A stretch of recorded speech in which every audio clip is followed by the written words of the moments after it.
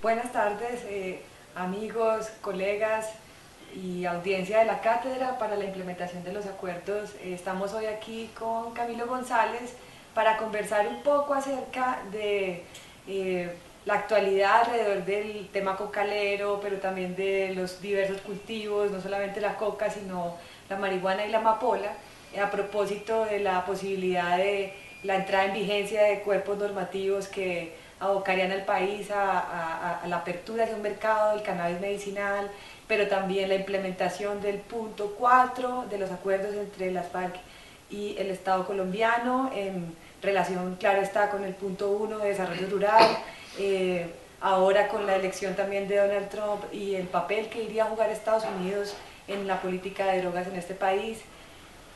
Y sobre todo también con un hecho político de bastante importancia que se prepara para este fin de semana en Popayán, alrededor de la primera asamblea de la COCAM, la Coordinadora de Cultivadores de Coca, Marihuana y Amapola. Entonces, Camilo, usted que ha estado pues siguiéndole el pulso a todos estos temas y acompañando a estos procesos desde aquí de Indepaz, ¿qué nos dice sobre esto? ¿Cómo piensa que va a ser ese papel de la COCAM, de esa coordinadora, frente a la implementación de los acuerdos, pero también frente a la nueva política que necesita Colombia en torno a las drogas? No, lo primero que hay que decir es que la idea de esta coordinación de productores de coca, marihuana y amapola es una idea vieja. La verdad es que han existido organizaciones de cocaleros en Colombia desde los años 90, por lo menos cuando se dieron las movilizaciones en el sur de Colombia. Llegaron a pactos con el gobierno muy importantes en esa coyuntura, incluso influyeron en las decisiones legales, en la formación de leyes muy importantes en Colombia, luego a través de la mesa de interlocución y acuerdo y de mesas de concertación regional. Entonces, la COCAM no es una novedad desde el punto de vista de organización de cocaleros, pero sí por el objetivo que se propone, y es ayudar a la implementación de los acuerdos. En La Habana, en la relación entre desarrollo rural y la parte de sustitución de cultivos y una nueva política en materia de atención a los campesinos, a los pequeños campesinos. Entonces es implementación de los acuerdos, porque se ha tergiversado un poco de que se trata de una organización para proteger laboratorios o para proteger la continuidad de los cultivos. Yo creo que allí hay un pensamiento muy importante que hay que leerlo por parte de los campesinos productores organizados. Y es muy bueno que estén organizados. Hay gente que cree que no, que es mejor relacionarse directamente con la Junta de Acción Comunal, no tener organizaciones intermedias ni mucho menos nacionales. No, yo creo que en la experiencia que tuvimos en la mesa con el gobierno, en la cual yo fui moderador con José Manuel Ríos, y los campesinos, muchos de ellos cultivadores, se vio que pueden cumplir un papel importantísimo para la concertación de políticas, para ganar el apoyo de los campesinos, para el control social, para la amplitud de los acuerdos. Entonces, yo creo que hay que hacer un llamado de atención también a gente que desde el gobierno considera de que no deben haber organizaciones intermedias. Yo creo que es muy importante el papel que pueden cumplir. Además, yo diría, es una oportunidad de oro que no se puede desaprovechar y hay que mirarlos como aliados. Como aliados para la implementación, no como aliados de la perpetuidad de unos cultivos que los campesinos tampoco quieren. Ellos lo que quieren es garantizar la sobrevivencia. De modo que yo creo que es un hecho positivo, hay que saludarlo y hay que invitar a las diferentes autoridades que han manifestado reservas a que se acerquen al proceso, que tiendan, pues, es el momento del diálogo. Eso es parte de la paz. De la transición. Es la parte de la transición, es la incorporación de organizaciones sociales.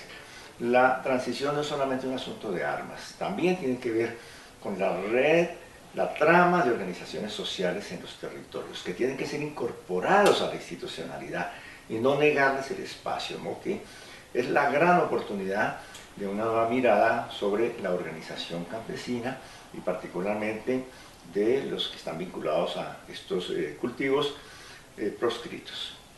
Y también sabemos que uno de los puntos centrales seguramente que se van a discutir este fin de semana en esa asamblea de la COCAM es la posición de estos cultivadores frente a las acciones que el Estado ha venido emprendiendo, particularmente desde el Ministerio de Defensa, acciones militares de erradicación. Hemos escuchado pues que hay una orden presidencial que dice que hay que erradicar 50.000 hectáreas forzosamente.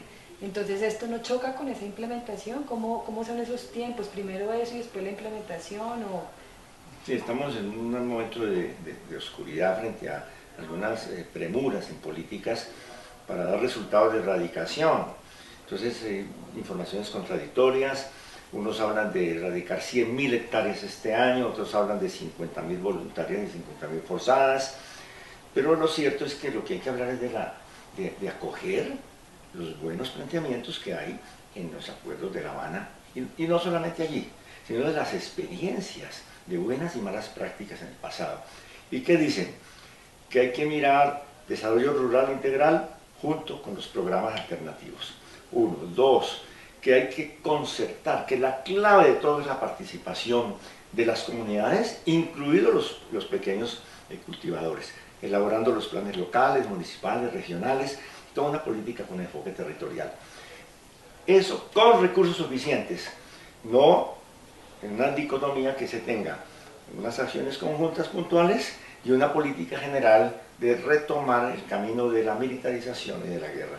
Yo creo que estamos ante la gran oportunidad de aplicar los nuevos acuerdos que significan novedad, en la medida en que integran en un solo tiempo, en gran simultaneidad y armonía, desarrollo rural integral y políticas en materia de cultivos declarados ilícitos. Y ahora que usted menciona esa palabra novedad, a propósito del discurso del presidente Santos cuando recibió el Premio Nobel de la Paz, que escogió hablar del tema de las drogas, yo creo que es uno de sus discursos, el discurso más importante de su vida, yo creo, y escogió hablar del tema de las drogas, del fracaso de la guerra contra las drogas y de la obligatoriedad de ser creativos y de tener otras técnicas para enfrentar eso. Entonces, yo creo que el presidente Santos tiene allí enunciados muy importantes. No es la primera vez que lo dijo en Naciones Unidas, que hay que mirar las cosas de manera diferente, que no hay que hacer la guerra al eslabón más débil, al cultivador, que hay que tener una mirada distinta. Tomó el tema de la marihuana, de la cannabis como el tema emblemático, pero yo creo que es por ahí. Ahora hay presiones internacionales. Sabemos que por supuesto hay anuncios desde la nueva administración en Estados Unidos del presidente Trump de querer revisar la política de los acuerdos, de endurecer una política antidrogas, de volver a una política represiva. Eso está por aclararse, no podemos anticiparnos, y menos asumir el papel de discípulos avanzados, ¿no? De comenzar a practicar el pecado antes de que corresponda. Yo creo que no, que aquí lo que hay que hacer es retomar el camino de Oslo, no el camino de volver al lenguaje de la guerra. Se están presentando situaciones muy complicadas, hemos recibido informaciones del Guaviare, del Putumayo, del Cauca, de varias regiones que ya están alarmados, del Catatumbo, hemos visitado todas las regiones y la gente está alarmada. Pero ¿cuál es el resultado? Si el gobierno anuncia que en lugar de los acuerdos lo que va a hacer es una política masiva de erradicación forzada, vamos a tener lo mismo que en épocas pasadas, que es el efecto globo. Resiembra y la gente va a comenzar a tomar mecanismos de protección de su sobrevivencia. Entonces siembran media hectárea acá, otra media hectárea acá, y con el gobierno conversan la otra media hectárea. Para evitar eso necesita concertar, y una concertación de conjunto con las organizaciones más representativas y las organizaciones de base. Y generarle certezas a los campesinos. Darle certezas, esperanza y tener recursos. Porque no puede ser a cuentagotas que hagamos una medida de urgencia aquí, pintemos un balón acá, una escuelita aquí, un puente y no ir al problema de fondo. Y en la plata se va el 1,5 millones de pesos que ha anunciado el gobierno y que habló sobre eso el ministro de Defensa, pues se va a ir en operaciones militares, en helicópteros, en protección a la fuerza pública que va a hacer la erradicación, y va a haber todo tipo de pretextos, en lugar de ganarse la alianza del campesinado. Estamos en la gran oportunidad de la paz, y la gran oportunidad de la paz es entender que los campesinos son aliados de la paz, que son aliados de otras políticas, de alternativas que les significan una mejor oportunidad de vida. La gente no está por jugarse la vida todos los días pues con un kilo de pasta básica en el bolsillo. La gente está por tener satisfacción de sus necesidades de la forma más tranquila. Eso es lo que hay que leer, retomar Oslo y no Trump. Bueno, y el Cauca, pues tiene gran significancia que se haga allí la primera asamblea pues, de la coordinadora de cocaleros o cultivadores de coca, marihuana, amapola. Están los indígenas del Cauca, los indígenas pues de varias zonas que representan también varias posturas políticas y acciones frente a los cultivos de coca. ¿Cómo se insertan ellos en esta posibilidad de organización? Yo veo que en la coca van a estar sobre todo grupos de pequeños campesinos que han estado asociados en áreas de influencia de las Farunos, en áreas de influencia de la mía o de otras organizaciones, otros.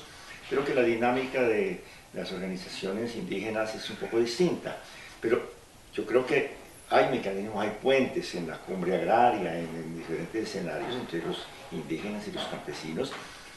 El movimiento indígena está elaborando, tiene un planteamiento, y es muy importante que en materia de coca, marihuana y amapola, se haga un diálogo con las comunidades indígenas especial. No se le metan en el mismo costal, yo creo que tiene que haber un diálogo especial. Además, sabemos por las estadísticas de Naciones Unidas, de la ODC, que el 36% de los cultivos están en territorios colectivos, indígenas y agro, que hay otro porcentaje que eleva a más del 50% de los cultivos, incluyendo áreas protegidas ambientales, los parques y zonas de reserva forestal. Entonces, esa es una problemática que tiene que tener una mirada especial, apelando a la consulta, es con el pueblo Nasa, con el pueblo Mizar, con los pueblos de la Sierra Nevada, donde eso lo han involucrado dentro de lo que son sus usos ancestrales, las prácticas de manejo de las plantas, la industria artesanal con productos de la coca. Ahí hay todo un camino recorrido muy importante que creo que no se puede descuidar. Esos son capítulos.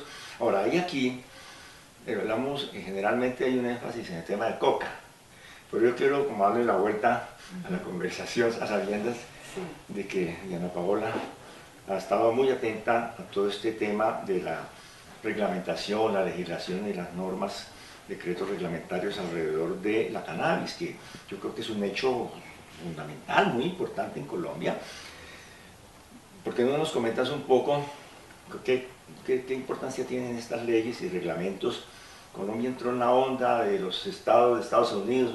¿Cuál es la trascendencia de este tema? Pues realmente Colombia ya estaba en la onda desde hace muchos años. Incluso, pues uno puede decir que llevamos ventaja sobre procesos tan importantes y tan sonados como el de Uruguay, ¿sí? Estados Unidos obviamente tiene un mercado de cannabis medicinal desde hace más de 10 años, entre 10 y 15 años ya vienen explotando todos los usos tanto medicinales como recreativos de la cannabis, ¿sí? Tienen un mercado desarrollado alrededor de eso con un sinnúmero de productos. Hay agua con cannabinoides, hay elaboraciones también farmacológicas para dolores menstruales. Hay un sinnúmero de productos ya que realmente tienen un mercado fuerte a nivel mundial. Colombia, digo, ya está en esa onda desde hace rato, porque nosotros ya tenemos desde el Código Nacional de Estupefacientes, ¿sí? La Ley 30, tenemos el autocultivo, o sea, teníamos hasta 19, la posibilidad de sembrar 19 matas de marihuana sin ningún problema. Digamos, la prohibición allí estaba en torno a que no se puede dar un tercero, o sea, yo no puedo llegar y cosechar una mata y entregársela ni siquiera a título gratuito a un tercero, era para consumo personal. Entonces, eso apenas lo están consiguiendo países como Chile, que están, por ejemplo, en 7 matas, 7 plantas. Entonces, Colombia definitivamente tiene una ventaja sobre eso. Luego de esa ley 30, también tuvimos un acto legislativo en época incluso del expresidente Álvaro Uribe, ¿sí? Conocido pues por ser una persona, digamos, que iba en retroceso de este tipo de aperturas en política de drogas, pero sin embargo durante su gobierno se estableció de una manera pues más puntual que el uso médico, ¿sí? Una receta de la flor de cannabis para un uso médico, para investigación, estaba permitido. Ese acto legislativo lo que hizo fue pues amparar o garantizar a los médicos, a los profesionales de la salud, pues que en el evento de que recetaran este tipo de medicina, pues no tendrían ningún problema con la ley. Eso también son consecuciones que están luchando otros países en este momento y Colombia ya lo tiene la ley desde que le hace rato. aporta, la nueva ley. Pero entonces llegamos ya a un punto en donde ese cuerpo normativo reciente que arranca desde el 2015-2016, ¿sí? Con la conocida ley Galán, que se firmó en julio del año pasado y que después tiene que tener un desarrollo reglamentario que por ahora no está consolidado, ¿sí? Todavía no hemos podido, digamos, especificar cómo serán esas condiciones de la obtención de licencias, pero me devuelvo un poco. ¿Qué es lo que trae este cuerpo normativo? Pues la inserción de Colombia en un mercado de industria de cannabis para productos medicinales, ¿sí? Eso ya es otra cosa, porque ya no es solamente para darle permiso al médico o para que recete o para que investigue, sino para que también haya comercialización de eso que receta o eso que investiga. Entonces, y otra ventaja que tiene Colombia en términos normativos es que, pues, en el caso de que logremos consolidar esa reglamentación que se está esperando desde el mes pasado, pues tendríamos las condiciones dadas para el cultivo, que es uno de los segmentos más complicados en otros países donde ya se ha regulado este tema, ¿sí? En Estados Unidos no es tan fácil cultivar, además de las condiciones pues, climáticas y del suelo, pues también está que es mucho más restringido en ese nivel, no en el nivel de la comercialización o la exportación o la importación, pero a nivel del cultivo es mucho más restringido que lo que podría pasar para Colombia. Y otra ventaja pues de Colombia, ya no tanto a nivel legal, sino a nivel pues digamos de lo productivo que puede hacer un cultivo de cannabis aquí, es que pues tenemos muchas más horas de luz que en muchos otros lugares en el mundo, y eso para la industria del cannabis es supremamente importante porque es una condición Pero hemos clave. escuchado bueno, por un lado pues hay un aplauso general entre los campesinos, indígenas, a que se estén dando estos pasos en relación a una reglamentación, una regulación del cultivo, procesamiento, producción, consumo de marihuana, la producción de sustancias a partir de la marihuana para tratamientos medicinales e investigativos. Pero hay también inquietudes de que la reglamentación pueda favorecer de manera unilateral a empresas grandes o monopolios en esa materia. Incluso hay críticas frente a las primeras licencias que se están otorgando. ¿Qué es lo que aspiran los pequeños productores? Sí, indudablemente los cálculos que ya se hacen, que ya han hecho incluso las empresas, las compañías que alcanzaron a obtener las licencias en la vigencia del decreto anterior, se dice que se necesitaría alrededor de un millón y medio de dólares para poder arrancar, o sea, para poder cumplir con las condiciones de seguridad que exigen para cierto tipo de licencias, ¿sí? Para la producción, por ejemplo, el tema de seguridad, o sea, estamos hablando de todas maneras de un producto que podría fácilmente caer en el mercado negro, que todavía pues, es el que está regulado por ahora. Entonces las condiciones son fuertes, pero también las condiciones fitosanitarias y pues como estamos hablando del ingreso a la industria pues, medicinal, pues que tiene unos estándares supremamente altos, unos procesos muy rigurosos, entonces se necesitan pues inversiones de ese calado para poder realmente obtener los permisos. ¿O hay diferentes alternativas productivas? Entonces, allí llegamos al tema o al espacio de otros productores, que no necesariamente tienen que ser las compañías farmacéuticas, ¿sí? Y hay una obligación legal de poder pronunciarse sobre eso y dar unas condiciones especiales para los pequeños productores, y pues también alrededor de lo que significaría la implementación del punto 4, que también llama un poco a cuáles son esas transiciones, cómo los pequeños productores que han estado en los mercados ilegales o también siendo impactados por la política contra las drogas o de la guerra contra las drogas, van a poder ahora gozar de un mercado que se va a regular, que va a ser legal y que también tiene que darle oportunidades a esos pequeños productores. ¿Cuáles son los retos, las medidas inmediatas? 3 medidas inmediatas que piden los pequeños cultivadores y las comunidades en esta materia. Indiscutiblemente que haya un capítulo especial para pequeños productores, ¿sí? en donde se fijen unas condiciones donde realmente se garantice el acceso a este mercado, porque definitivamente para poder tener una inversión inicial, porque ni siquiera es la totalidad que es de lo que usted necesita para entrar a un mercado, sino para obtener las licencias, el papeleo y las condiciones de infraestructura iniciales, sería esa plata que le estoy diciendo, $1,500,000, 4.000 millones de pesos, pues tampoco están tan fácil y no los prestan tan fácil en el banco tampoco. Entonces, un capítulo especial para ellos y unas condiciones especiales para poder entrar allí. Pero también que el gobierno tenga un compromiso de financiar de alguna manera a través de un fondo, a través de un apoyo por medio de grupos de investigación, está Colciencias, digamos, ese diálogo del conocimiento tradicional con el conocimiento occidental o el conocimiento científico, pues tiene que funcionar para que no desaparezca toda esta tradición alrededor del manejo de la coca y del cannabis por comunidades que han hecho procesos, que tienen conocimientos. Incluso aquí entrevistando a un biólogo de la Universidad Nacional que está haciendo su doctorado sobre coca, sobre las especies y las variedades presentes en Colombia, nos decía que todo el tema de la prohibición y todos estos efectos globo de lo que usted hablaba, de la resiembra y todos esos fenómenos que se dan a raíz de las políticas pues, de guerra contra los campesinos. Entonces ellos han desarrollado variedades que son mucho más productivas, más rápidas, más resilientes al glifosato o a la sustancia que sea que les aspergen. Y eso es un conocimiento, al final queda un conocimiento gigantesco sobre las plantas, y también ha pasado eso con el cannabis. Entonces ese conocimiento no se puede erradicar como se erradican pues, las plantas o a las personas que se desplazan. Ese conocimiento hay que aprovecharlo y hay que capitalizarlo en diálogo con el conocimiento científico, y eso seguramente va a ser un valor agregado de la posibilidad de la participación de Colombia en esta industria. No, de estos temas es que se va a hablar en este encuentro de la COCAM, pero también sobre lo cual se está trabajando en muchos otros escenarios.